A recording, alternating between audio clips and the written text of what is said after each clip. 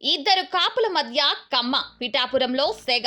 Varma problem create చేస్తున్నారా? వర్మకే సమస్యలు సృష్టిస్తున్నారా? Hot topic గా పిఠాపురం రాజకీయం. వర్మ తీరుపై గతంలో నాగబాబు, ఇప్పుడు మంత్రి నారాయణ వ్యాఖ్యలు. పిఠాపురంలో చాలా విచిత్రమైన రాజకీయం నడుస్తోంది. డిప్యూటీ సీఎం పవన్ కళ్యాణ్ మొన్న పిఠాపురం వచ్చినప్పుడు టీడీపీ నేత వర్మను పక్కనే నిల్చోబెట్టుకున్నారు. ఆయనకు షేక్ హ్యాండ్ ఇచ్చారు. నలుగురిలో కాస్త ఎక్కువ ప్రాధాన్యత ఇచ్చారు. పవన్ కళ్యాణ్ అలా వెళ్లిపోగానే పవన్ కు వ్యతిరేకంగా ఇలా వ్యతిరేక కార్యక్రమాలు జరుగుతున్నాయి.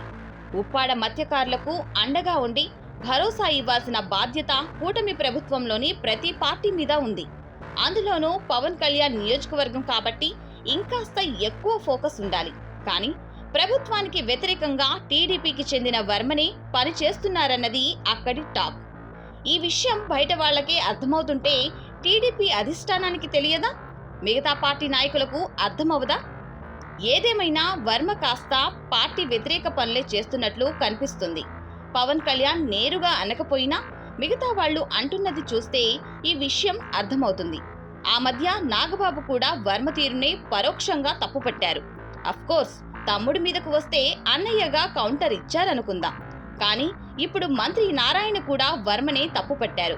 పిఠాపురం సీటు త్యాగం చేసినందుకు తగిన న్యాయం చేస్తాం, అంతవరకు ఓపికగా ఉండండి అని చెబుతుంటే వర్మ మాత్రం దూకుడుగా సొంత దారిలో నడుస్తున్నారని మంత్రి నారాయణ చెప్పుకొచ్చారు.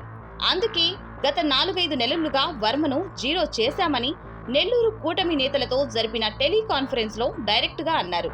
ఇది బయటకు లీక్ అయింది. దీంతో వర్మ కూడా మంత్రి నారాయణకు కౌంటర్ ఇచ్చారు. ఒక విధంగా పవన్ కళ్యాణ్ నియోజకవర్గం సరికొత్త రాజకీయ శాఖకు వేదిక అవుతుంది.